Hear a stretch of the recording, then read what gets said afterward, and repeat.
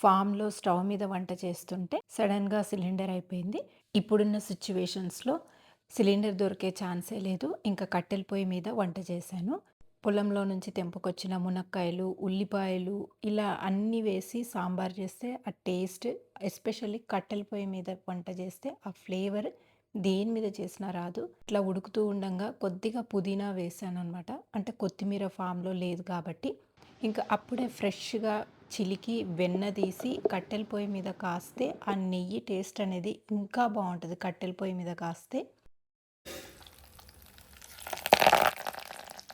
నెయ్యి రెడీ అయ్యింది అన్నప్పుడు చివరగా తమలపాకు వేస్తే ఆ తమలపాకు ఫ్లేవర్ అనేది నెయ్యికి పట్టి ఎంతో అద్భుతంగా ఉంటది. వేడి వేడి అన్నం, గోంగూర పచ్చడి అప్పటికప్పుడు తయారు చేసుకున్న నెయ్యి వేసుకొని తింటే ఇంకెంత బావుంటదో చెప్పక్కర్లేదు. కట్టెల పొయ్యి మీద వంట చేస్తే ఆ రుచే వేరుంటది.